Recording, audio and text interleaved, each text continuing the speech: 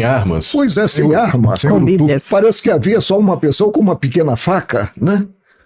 Não ocorreu. E agora, recentemente, o TSE anunciou novas medidas aí de combate, supostamente, né, de combate à desinformação, etc. Inclusive são iniciativas que não têm amparo legal, né? Quando o TSE responsabiliza as redes sociais, por exemplo, pelo conteúdo, não é o que diz a regulamentação da atividade, né? Há uma legislação em vigor que regulamentou a internet, né? É o marco regulatório da internet que não responsabiliza, que não permite responsabilizar as redes sociais pelo conteúdo do que nela se colocam.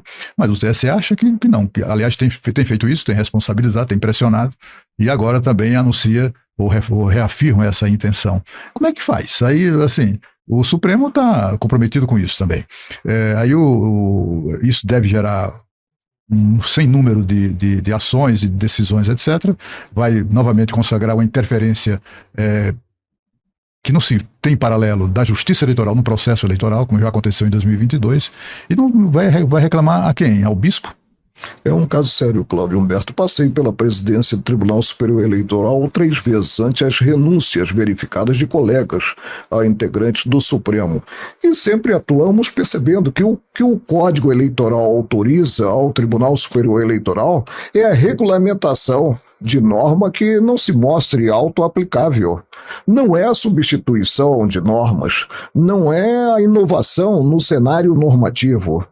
Eu receio realmente que tenhamos aí um desdobramento pernicioso, além do retrocesso, repito, em termos de Estado Democrático de Direito, que é a repercussão nas impugnações que ocorrerão, considerado o certame. O certame é sempre algo apaixonado. Nós sabemos que quem disputa um cargo eletivo, né, entra de corpo e alma para vencer a eleição. E aí, claro que ocorrem desdobramentos, ocorrem agressões em si aos que são antagonistas no pleito eleitoral. Mas isso há de ser regido pela lei. E no país, somente cabe ao Poder Legislativo normatizar. Nós temos a exceção, eu já me referi a ela, do Tribunal Superior do Trabalho e também dos tribunais regionais eleitorais, que é o poder normativo, mas mesmo assim respeitado o figurino maior. Qual é o figurino maior? É a Constituição Federal, que precisa ser, pelos brasileiros e também por aqueles que têm o dever de guardá-la, precisa ser um pouco mais amada. Não vejo com bons olhos esse avanço do Tribunal Superior Eleitoral em inovar nesse campo, que é um campo praticamente incontrolável, que é o campo das redes sociais, em que a velocidade da notícia é incrível e se faz de uma forma muito abrangente. O senhor teve a oportunidade de analisar esse projeto, o que a gente vem chamando de PL das fake news, é o PL 2630. Não sei se o senhor já chegou a analisar a legislação. Mas censura. O projeto da censura, exatamente. E a gente estava até discutindo um pouco antes de começar a gravação, essa questão de quem tem o carimbo da verdade. Porque, eventualmente, cria-se uma lei, a lei vai criar um órgão público, que esse órgão público, a Comissão da Verdade, vai determinar o que é mentira ou verdade, se um jornalista ou um veículo de comunicação cometeu crime, ou eventualmente até publicando entrevista, etc e tal. Quem deveria segurar esse carimbo? Pois é. Isso aí é um caso seríssimo e tem implicações inimagináveis. Evidentemente, não podemos nem pensar em voltar a um período do qual não temos saudade, o período da censura. E não há como, em si, antecipadamente, ter-se uma disciplina, e uma disciplina que acabe, inclusive, inibindo os veículos de comunicação e inibindo os cidadãos em geral. O Estado precisa deixar de pretender ser um tutor dos cidadãos. O Estado deve disciplinar as matérias que precisam de disciplina, o Estado deve atuar nos serviços essenciais, saúde, segurança, mesmo educação, mas sem essa atitude que eu apontaria como policialesca, que não é boa. Parece que não vivemos muito esses ares democráticos nos dias atuais, em que quase que surge a ditadura do judiciário, né? Não se coaduna em si com a Constituição Federal. Mas... O senhor disse que podemos estar vivendo aí uma quase ditadura do judiciário. Se não chegamos ainda a isso, os sinais são muito, muito preocupantes, né? A gente observa que neste momento, só para ficar no campo da comunicação, há diversos jornalistas censurados, impedidos de trabalhar, jornalistas dos quais foram confiscados ou retidos os passaportes, jornalistas que não podem divulgar notícias nas redes sociais, temos exilados, né? Acho que já falei sobre isso, e o Brasil, com tudo isso, acaba se inscrevendo entre os países autoritários mundo afora, né? Recentemente eu vi uma entrevista com aquele jornalista do Twitter, Tucker Carlson. Tucker Carlson. Ele não conseguia entender a lógica que no Brasil é uma democracia onde a crítica a ministro do Supremo Tribunal Federal resulta em cadeia, resulta em cassação, em suspensão de direitos fundamentais, etc. E aí agora recentemente ainda tem outros constrangimentos internacionais, como foi agora recentemente o arquivamento pela justiça americana de um pedido de extradição formalizado pelo Supremo, de um jornalista que está exilado, o Alan dos Santos, né, que está exilado lá nos Estados Unidos. Tudo isso leva o país, né, conspira contra a credibilidade e o respeito que o país merece. O senhor tem essa preocupação também? Tenho. A repercussão do que vem ocorrendo internacional é péssima. E, evidentemente, quando se parte para verdadeiros atos de força, isso não é sadio, não é positivo. Eu me sinto muito à vontade para falar sobre a matéria, principalmente para falar sobre aquele que vem sendo o relator do processo que se denomina, do inquérito que se denomina de fake news. Quando caiu o avião com o ministro Teori, né, eu estava em Visconde Mauá, no Rio de Janeiro, e os jornalistas me telefonaram e indagaram: e agora, ministra? Eu disse: agora o presidente Temer tem um homem talhado para o cargo, né? Foi do Ministério Público, professor universitário, foi secretário de Segurança Pública do prefeito Kassab, secretário de Administração e de Segurança Pública do governador Geraldo Alckmin e é o ministro da Justiça. E, praticamente, com a minha voz, eu penso que desinibir o presidente Temer quanto à escolha daquele que estava mais próximo dele, que era o ministro Alexandre de Moraes. Mas ante os extravasamentos, quando eu tive que dizer que para ser xerife somente faltava a ele a estrela no peito e o revólver na cintura, eu disse: o comprometimento da corte, considerado essa atuação extravagante, é incrível. O processo, o inquérito do fim do mundo, como eu rotulei à primeira hora, né, ele já vai para 4 anos ou 5 anos, né, e houve um requerimento do titular maior da ação penal, que é o chefe do Ministério Público, refiro-me ao requerimento da Procuradora-Geral da República, Raquel Elias Ferreira, no sentido de arquivar esse inquérito. E simplesmente esse requerimento foi indeferido. Indaga-se qual é o nosso sistema. É o sistema acusatório.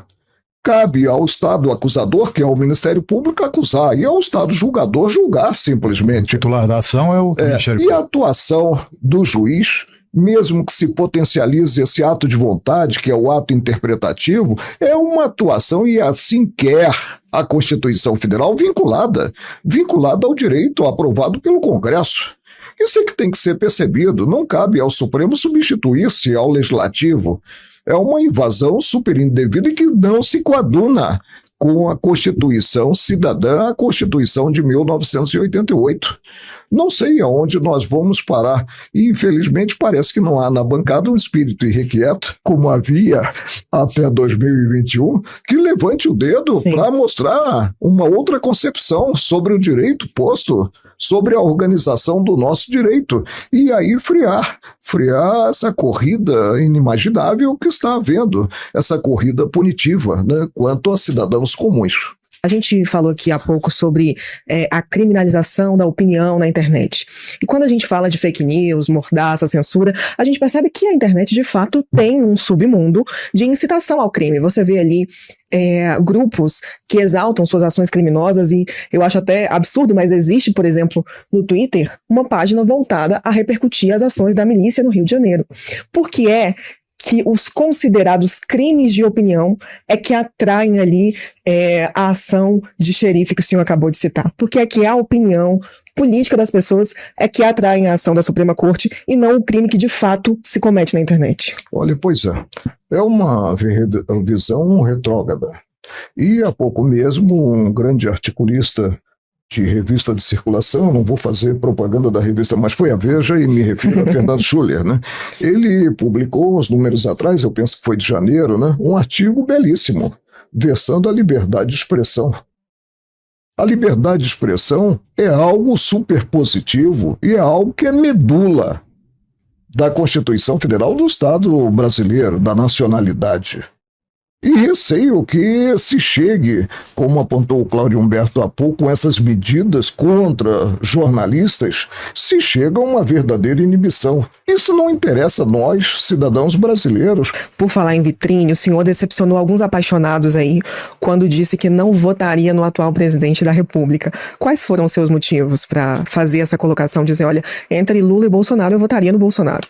Na véspera do segundo turno, eu publiquei realmente no jornal de grande circulação em Brasília, que é o Correio Brasiliense, um artigo que o título era Por que Bolsonaro? E um outro colega publicou um artigo revelando que votaria em quem ele nunca votou, que seria o presidente Luiz Inácio Lula da Silva. E eu comecei o meu artigo dizendo que em 2002 eu votei nele, presidente Lula, mas explicando que como ex-juiz não poderia votar em um candidato que foi condenado com sentença transitada em julgado, chegando a cumprir pena por corrupção, por lavagem de dinheiro e por organização criminosa. Mas os eleitores se pronunciaram e o elegeram, e ele hoje é o meu presidente. Eu respeito a cadeira que ele ocupa. São tempos muito estranhos, ministro. Queria que o senhor falasse sobre isso. Precisamos voltar a respeitar certas balizas. Lembro-me que, a certa altura, um colega impediu a presidente, que foi a piada do poder, presidente Dilma Rousseff, de colocar um político e um político muito popular no gabinete civil que poderia ter evitado mesmo a queda dela. Refiro-me ao presidente Lula. Em penada única, em ato individual, e Supremo é apenas o colegiado reunido no plenário, nem nas turmas, deliberando a respeito, em penada única se obstaculizou a escolha pelo presidente da República, é um ato soberano dele, de um auxiliar. Uma sensação que nos dá aqui, acompanhando essa discussão do lado de fora, especialmente em relação ao STF, é que há um certo isolamento dos ministros. Isolamento do povo comum, das ruas. Como se eles estivessem num Olimpo e a gente com dificuldade de mandar mensagens para lá. E eu queria entender como é que funciona isso. Existe um momento do dia ali no Supremo Tribunal Federal onde os ministros vão conversar, onde existe uma coisa, um cafezinho entre meia dúzia de ministros que eles falam, pô, você viu o negócio ontem, pegou pesado, o Jornal Nacional bateu muito, não acontece, né, mas uma coisa nesse sentido, assim, existe Olha, eu essa tive consciência? 31 anos no Supremo, eu nunca participei de reuniões, mas naquela época, principalmente no início, cheguei em 1990, com o que eu denomino velha guarda, cada qual sabia onde era possível marchar. E marchava com fidelidade de propósito. Hoje o que nós vemos é que talvez o sucesso para mim, entre aspas, tenha subido a cabeça. E atua o integrante do Supremo como se não houvesse em si outros poderes com atribuições próprias para fazê-lo. Não é bom, não se avança culturalmente assim. É preciso que cada qual perceba a envergadura da cadeira. Depois que o Supremo bate o martelo, não se tem a quem recorrer. Isso só gera uma responsabilidade maior e atue com segurança. Atue respeitando e homenageando o arcabouço normativo, a ordem jurídica em si, para termos o Brasil sonhado, o Brasil que eu imagino poder deixar, talvez, para as minhas netas e meu neto. Diga qual a sua opinião sobre isso. Faça o seu comentário. Lembre-se de apoiar nosso canal, inscreva-se, curtir o vídeo e ativar o sininho para receber notificações sobre novos conteúdos. Sua participação é fundamental para que possamos continuar produzindo material valioso como este. E se desejar contribuir financeiramente conosco, aceitamos doações via Pix para garantir a continuidade e qualidade do nosso trabalho. Obrigado pelo seu apoio. Assista agora ao vídeo.